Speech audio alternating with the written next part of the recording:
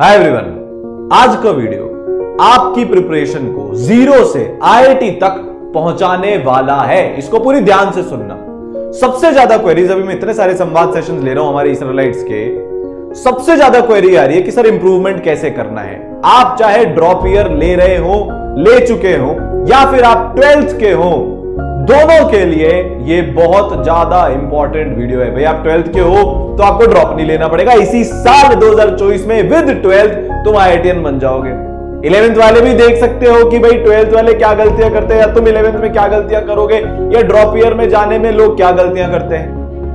आज जो बात होने वाली ना, आज तुम्हें 3 से 4 बच्चों की कहानी बताने वाला हूं, उनके एग्जाम्पल से सिखाने वाला हूं कि कैसे एक बच्चा जिसकी 2.5 लाख रैंक थी 12th क्लास तक, वो पहुंच गया टॉप अराउंड 2000 रैंक लाकर ड्रॉप ईयर में अपने ड्रीम आईआईटी के अंदर। इसके बाद एक बच्चा जिसकी रैंक थी करीब 5.5 से 6 लाख, वो भी अपनी ड्रीम आईआईटी में पहुंच गया। एक लड़की, dream shattered in class 12th, बिल्कुल कोई उम्मीद नहीं, सोच लिया था यार ठीक है प्राइवेट कॉलेज में एडमिशन ले लेते हैं, चली भी गई थी एडमिशन लेने, पर मेरा एक कोई सा वीडियो देखकर उसके दिमाग में ठन गई कॉम्प्रोमाइज नहीं करना। वापस आई, पढ़ाई शुरू करी, आईआईटी बॉम्बे में आज बैठी हुई है। तो सवाल यह उठता है कि 12th इतनी खराब होने के बाद क्या ऐसा चेंज किया। 3 मेजर चीजें बताऊंगा जो इन्होंने चेंज करी, जिससे ये ड्रॉप ईयर में अपनी ड्रीम आईआईटी में पहुंच गए। अच्छा, अब ये 12th वालों के लिए क्यों जरूरी है? क्योंकि तुम यार ये गलतियां करना ही मत प्लीज। मैं नहीं चाहता तुमको 12th के बाद ड्रॉप लेना पड़े, 12th के साथ ही सिलेक्शन हो जाए, यही बेस्ट है। ठीक है, अब यार ये अगर ड्रॉपर मेरे को सुन रहे हैं तो यार ये वाले सवाल तो अपने मन से तुम बिल्कुल हटा देना, यार ड्रॉप लूं या नहीं लूं। ये सब का टाइम अब खत्म हो गया। जनवरी अटेम्प्ट की उल्टी काउंटिंग शुरू हो चुकी है। हजारों बच्चे जिनको मैं जानता हूं, जिनके सेशन ले चुका हूं, वो 3-3, 4-4 चैप्टर खत्म करके बैठे हैं अपनी ड्रॉप ईयर की प्रिपरेशन में। तो यार देखो, अब सिंपल सी बात है, इसको यहीं पर खत्म करते हैं। या तो तुम कॉम्प्रोमाइज कर लोगे, चले जाओगे कोई भी रैंडम कॉलेज में, या फिर तुम अपने सपने के पीछे भागकर 1 साल और मेहनत कर जैसे ये सात्विक बरनवाल ने किया, जैसे आइशना ने किया, विप्लव ने किया, तुम भी अपने सपनों को पूरा करोगे। चालू करते हैं वो 3 पॉइंट्स। अब यहां तक तो ठीक है, अगर तुम्हारे पास कॉपी पेन नहीं था तो अब जाकर कॉपी पेन ले आओ। अगले 5 से 7 मिनट में तुम्हारी पूरी प्रिपरेशन की दिशा बदल जाएगी। तुम्हारी पूरी प्रिपरेशन की एक वो जो होती है ना, जो एक एक्स्ट्रा एज होती है, जो एक्स फैक्टर होता है, वो तुम्हें आज मिल जाएगा। तो पहला पॉइंट, सिलेबस टाइम पर खत्म करना। मेरी सात्विक से बात हुई थी तो उसने बताया कि सर 12th के साथ जेईई मेंस के मुश्किल से, इनफैक्ट जेईई मेंस फर्स्ट के पहले तो मेरा सिलेबस ही खत्म नहीं हुआ था। जेईई मेंस सेकंड के 20 दिन पहले मैंने अपना सिलेबस खत्म किया। तो अगर तुम इस साल भी ड्रॉप ईयर में ये करने वाले हो तो तुम्हारा फिर से सिलेक्शन नहीं होगा। पिछले साल मैं कोटा में ऐसे ही बच्चों से मिलने जाता रहता हूं, इतने बच्चों ने बोला कि सर मेरी कोचिंग में 1.5 महीने तक काइनेमैटिक्स चला, सर मेरी कोचिंग में 3 महीने तक एलएलएम फ्रिक्शन पढ़ाया, एग्जाम के पहले 2 महीने बचे थे, तब एकदम से सबको याद आया कि सिलेबस भी खत्म करवाना है, तो सर ऐसी ऑर्गेनिक मेरी उड़ाई, सारे रिएक्शंस 10 दिन में करवा कर छोड़ दिए, प्रैक्टिस वगैरह सब भाड़ में जाए, 6-6 घंटे की तो क्लासेस चल रही थी। ये गलती मत करना। सिलेबस एब्सोल्युटली टाइम पर खत्म करना। तो हम ये मान रहे हैं कि हमेशा की तरह जनवरी में जेईई मेंस का फर्स्ट अटेम्प्ट होने वाला है। नवंबर 15, नवंबर 30 तक किसी भी हालत में तुम्हारा सिलेबस खत्म हो जाना चाहिए है। इसीलिए टाइम पर प्रिपरेशन शुरू करना इज एब्सोल्युटली नेसेसरी, उसके बिना नहीं होता। बात समझ में आ रही है? एकदम क्लियर है। अभी से डेली कंसिस्टेंसी के साथ 10 घंटे की पढ़ाई करनी पड़ेगी, तब जाकर नवंबर एंड तक सिलेबस खत्म होगा। मेरा 12th के साथ नहीं हुआ था, क्यों? मैंने कंसिस्टेंसी पढ़ाई नहीं करी। ड्रॉप ईयर में इतना अच्छा हुआ, क्यों? सबसे बड़ा रीजन, मैंने कंसिस्टेंटली पढ़ाई करी। विवेक अग्रवाल 5 साढ़े 5 लाख रैंक का इंप्रूवमेंट 1 साल के अंदर, क्यों? सिलेबस ही खत्म नहीं किया था भाई साहब ने, कंसिस्टेंसी नहीं थी पढ़ने में, सीरियसनेस ही नहीं थी, मजाक लगता था। ड्रॉप ईयर में लगातार 10-12 घंटे की पढ़ाई करी। तो ये पहला पॉइंट है। तुम्हें लगने में, सुनने में लग रहा होगा कि हाँ सर कर ही लूंगा, पर अगर कोई ड्रॉपर मिल जाए जिसका नहीं हुआ, उससे पूछना तेरा सिलेबस कब खत्म हुआ, तो वो बताएगा जेईई मेंस 1 के पहले या तो हुआ ही नहीं था या 5-10 दिन पहले हुआ था, कोई रिवीजन नहीं किया, कोई प्रैक्टिस नहीं करी, कोई टेस्ट ही नहीं दिया, बस चले गए एग्जाम देने। फिर जेईई मेंस 1 में इतनी कम परसेंटाइल आई, अलग ही डिप्रेशन आ गया। तुम सुन रहे हो, तुम्हें भी बताया तुम्हारे साथ 12th में यही हुआ था, इसलिए तुम्हारे से इस बार सिलेक्शन नहीं हो पाया। तो यार अगर 12th में ऑलरेडी ये गलती कर चुके हो, या तुम अगर 12th में हो, तो सिलेबस टाइम पर खत्म कर लेना। जो 12th वाले हो, तुम्हारे तो बोर्ड भी हैं, फर्स्ट अटेम्प्ट में ही होगा जो होगा, तो सिलेबस टाइम पर खत्म करना है। ये हो गया अपना पहला पॉइंट। ठीक है, क्लियर है, श्योर है? समझ लो पहले इस चीज को, एकदम अंदर से उतार लो अपने अंदर। अब आते हैं अपन पॉइंट नंबर 2 पे। पॉइंट नंबर 2 क्या है? पॉइंट नंबर 2 है, जो आई थिंक सबसे बड़ी गलती है, 99% जेईई एस्पिरेंट्स जो गलती करते हैं, तीनों सब्जेक्ट को बराबर वेटेज देनी है। अभी मैं सेशन ले रहा था ड्रॉपर्स का, ठीक है, वॉरियर कोर्स के अंदर। कुछ बच्चे मिले, सर केमिस्ट्री पढ़ने में मजा नहीं आता। अबे तू यहां मजे के लिए है ही नहीं। आईआईटी का एकदम सिंपल क्लियर कट तरीका है, जो तीनों सब्जेक्ट पढ़ेगा वो अंदर आ सकता है। जो 2 सब्जेक्ट में महारत हासिल करने की सोचेगा कि तीसरे वाले में सिर्फ कट ऑफ पार कर लूंगा, उसके लिए आईआईटी के दिल में कोई जगह नहीं है। और ज्यादातर बच्चे केमिस्ट्री ही नहीं पढ़ते और फिर ड्रॉप ईयर में दोबारा ये गलती करते हैं। मेरे साथ फिजिक्स में वो लोचा था, फिजिक्स में वो प्रॉब्लम थी, पर मैंने ड्रॉप ईयर में सबसे ज्यादा अपनी फिजिक्स पढ़ी है। सात्विक से मेरी बात हुई, केमिस्ट्री नहीं पढ़ता था, ड्रॉप ईयर में सबसे ज्यादा केमिस्ट्री पढ़ी है। विवेक से बात हुई, केमिस्ट्री नहीं पढ़ता था, सबसे ज्यादा ड्रॉप ईयर में केमिस्ट्री पढ़ी है। ऐशना के तो मैं पीछे पड़ गया था, पढ़ती नहीं थी ड्रॉप ईयर के शुरू के 3 महीने। मैंने उससे बोल दिया था, देख फिर तेरा नहीं होगा, अभी से बोल रहा हूं, लिख कर दे रहा हूं, टेस्ट में नंबर नहीं आ रहे थे ड्रॉप ईयर में भी शुरू के 3 महीने। उसके बाद उस लड़की ने पूरी जान लगा दी केमिस्ट्री में और फाइनली जे एडवांस में सबसे ज्यादा नंबर केमिस्ट्री में उसका आए। ऐसे हजारों एग्जाम्पल्स हैं, विप्लव का एग्जाम्पल है, और इतने सारे नाम हो गए। अब तो 2-2.5-3 हजार ड्रॉपर्स मुझसे पढ़कर आईआईटीएन बन गए। तो समझने की बात यहां पर यह है कि तुम्हारे को कोई भी सब्जेक्ट एक अच्छा, बच्चे अपनी ईगो पे ले लेते हैं, केमिस्ट्री रटने वाला है सर, मैथ्स में वो फील ही नहीं आती है तो मैं क्या करूं, फिजिक्स में फील आ जाती है, केमिस्ट्री में आ जाती है। कुछ बच्चों को फिजिक्स से नफरत हो जाती है और वो फिर पढ़ते ही नहीं है। तीनों सब्जेक्ट अगर तुमने नहीं पढ़े तो तुम्हारा आईआईटी में सिलेक्शन नहीं हो सकता। मैं तो सिलेक्शन की बात कर रहा हूं, रैंक तो भूल जाओ। पर सर उन भैया का तो 2 सब्जेक्ट पढ़कर हो गया था। अबे वो भैया पागल बना रहे, तीसरा सब्जेक्ट उसने उतना तो पढ़ा था कि उसके 20 से 30% नंबर उसमें आ जाए, वरना नहीं होगा। और हर साल अगर तुम्हारी किस्मत खराब हुई, जो बहुत सारे बच्चों की होती है, तो जो वो 2 सब्जेक्ट स्ट्रॉन्ग करके जाते हैं उसमें से एक इतना टफ आ जाता है कि तुम कितने ही 30 मार्क खाओ, जेईई एडवांस में तुम्हारा नहीं हो सकता।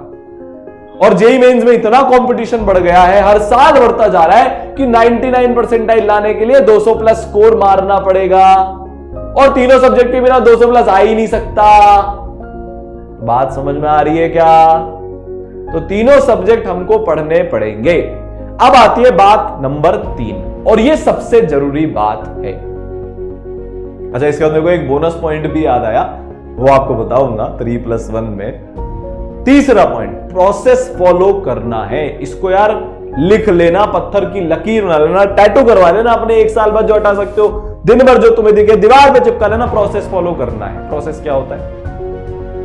मैंने ना बहुत डिटेल में सात्विक से और भी ऐसे बच्चों से जिन्होंने लाखों रैंक का जंप किया, उनसे पूछा कि भाई तूने ड्रॉप ईयर में चेंज क्या किया। तो पता है उन्होंने क्या बोला कि सर 11th 12th में जो तुम मैक्सिमम बच्चे गलती कर भी रहे होंगे, इनफैक्ट ड्रॉप ईयर शुरू करने वाले भी ये गलती कर रहे होंगे कि सर पता है हमने 11th 12th में क्या किया, हमने ना कभी थ्योरी बहुत ज्यादा पढ़ ली, सवाल ही नहीं किए। कभी है ना हम सवालों के पीछे लग गए, अलग अलग किताबें उठा लाए, उनमें वही एग्जाम्पल होते थे, पीछे से सोल्यूशन देख देख कर सवाल बनाते गए और मतलब नहीं अलग ही फूक में थे। सर हमने कंसिस्टेंसी से पढ़ाई नहीं करी, 7 दिन पढ़ते थे 20 दिन गायब हो जाते थे। सर टेस्ट का तो आप पूछो ही मत, इतना डर लगता था ना टेस्ट से जनाब, टेस्ट ही नहीं दिए, गोल कर गए, साफ कर गए। पूरा 2 साल 1 साल के प्रिपरेशन में टेस्ट नाम की चीज हमने हमारे अंदर उतारी ही नहीं। सबकी यही प्रॉब्लम है, इसका सिर्फ एक सॉल्यूशन है, करना बहुत मुश्किल है, इसीलिए 1% बच्चा पहुंच पाता है आईआईटी में। और अगर मैं आईआईटी बॉम्बे, आईआईटी दिल्ली की बात करूं तो 0.01% बच्चा ही पहुंच पाता है अच्छी ब्रांच में। प्रॉब्लम क्या है? प्रोसेस। तुम कैसे पहुंचोगे? प्रोसेस के सहारे। मैं सही बोलूं, ये गारंटी दे रहा हूं मैं, जो तुमने अगले 1 साल प्रोसेस फॉलो कर लिया, बताऊंगा प्रोसेस क्या है, तो तुम्हारी आईआईटी की सीट तुमसे कोई नहीं छीन सकता। लिख लेना इसको, स्टेप्स में ब्रेक डाउन कर रहा हूं, डिटेल्ड ब्रेक डाउन पर शॉर्टेस्ट पॉसिबल टाइम में। इतने लाखों बच्चे पिछले 7 साल से जो पढ़ाए, खुद के एक्सपीरियंस से 10,000 से ज्यादा बच्चे जो आईआईटीएन बनाए, उनके एक्सपीरियंस से। यार मैं आप मान के चलो 2012 से आईआईटीएन से ही सराउंडेड हूं, दोस्त फिर बच्चे, और मेरे घर में तो मैं 2006 से सराउंडेड हूं। नहीं 2006 में जब से पैदा हुआ, पिताजी आईआईटीएन है भाई, फिर भैया यार 41 आईआईटी बॉम्बे सीएस, उसके सारे दोस्त, Arpit sir AR2, Neeraj Gupta sir AR49, Sanket Kabra AR18। भाई साहब अलग लेवल। इनसे मैं पूछता था अपनी प्रिपरेशन के टाइम पर, आप करता कितना ऐसे यार, कैसे ये 2 रैंक 18 रैंक 49 रैंक आ कैसे जाती है? सब बोलते थे प्रोसेस। तब मैं बड़ा हवा में लेता था, फिर मेरे को ड्रॉप ईयर में रियलाइज हो, हाँ प्रोसेस फॉलो नहीं किया तो ड्रॉप लेना पड़ता है, ड्रॉप ईयर में भी फॉलो नहीं किया तो वापस से बेकार रैंक आती है। तो लिख लो अब सबसे पहले स्टेप नंबर 1, 12 घंटे रोज की पढ़ाई, उसके बिना नहीं होगा। तुम कोई भी हो, कितने भी जीनियस हो, सारांश सर AR41 लाने के लिए 14 घंटे रोज घिसते थे, अर्पित माहेश्वरी सर 12-14 घंटे रोज पढ़ाई करते थे। मेहनत का कोई सब्स्टिट्यूट नहीं है, और 1 दिन की मेहनत, 1 हफ्ते की मेहनत, 1 महीने की मेहनत से नहीं होगा, लगातार मेहनत करने से होगा। जिस दिन तक एग्जाम नहीं होता उस दिन तक मेहनत करनी पड़ेगी। हर हफ्ते 80 से 85 घंटे, 80 to 85 hours you have to damn study, वरना नहीं होगा। लिख कर ले लो, लिख कर। अब सेकंड, आपको थ्योरी समझकर पढ़नी पड़ेगी। स्टेप नंबर 2 क्या है? आप देखो पढ़ाई के 6 एलिमेंट्स होते हैं, learn, practice, test, revision, doubt solving, और आपके पास एक गाइड होना चाहिए। इन 6 के बारे में, अब प्रोसेस के बारे में बात करते हैं 2 से 3 मिनट में, पर पूरा जिस्ट है ये जेईई प्रिपरेशन का, जिससे आईआईटीएन बनते हैं। आपको पढ़ाई समझकर करनी पड़ेगी, विजुअलाइजेशन करना पड़ेगा, वाई क्वेश्चन पूछना पड़ेगा। इतना बड़ा सिलेबस है, 100 चैप्टर के 10,000 सब कॉन्सेप्ट से तुम नहीं रट सकते, एडवांस में रट के नंबर नहीं आ सकते। मैं यहां पर बात ही आईआईटी की कर रहा हूं, जेईई मेंस को तो मैंने साइडलाइन कर दिया है, क्योंकि तुमने ड्रॉप या आईआईटी की प्रिपरेशन आईआईटी में जाने के लिए करी थी, और ये तुम दिल से जानते हो। दूसरा, प्रैक्टिस। अच्छा, और एक चीज और बता दूं, जब तुम पढ़ोगे ना थ्योरी को, बहुत सारी चीजें पहली बार में समझ में नहीं आएगी, चाहे तुम ड्रॉपर हो। ये याद रख लेना, दिमाग में बिठा लेना, समझ आई बात? 50-60% चीजें पहली बार में समझ में आएगी, दूसरी बार, तीसरी बार, चौथी बार, 5वीं बार फाइट मारती रहनी पड़ेगी, जब तक वो अंदर से डेप्थ के साथ, फील के साथ समझ ना आ जाए। स्टेप नंबर 2, प्रैक्टिस, जहां पर मैक्सिमम बच्चे गलती करते हैं। प्रैक्टिस कैसे करी जाती है? 1-2 सब टॉपिक्स, सब कॉन्सेप्ट्स के लेक्चर्स आपने पढ़ लिए, उसके बाद उसकी प्रैक्टिस करनी होती है। अब प्रैक्टिस कैसे करनी होती है?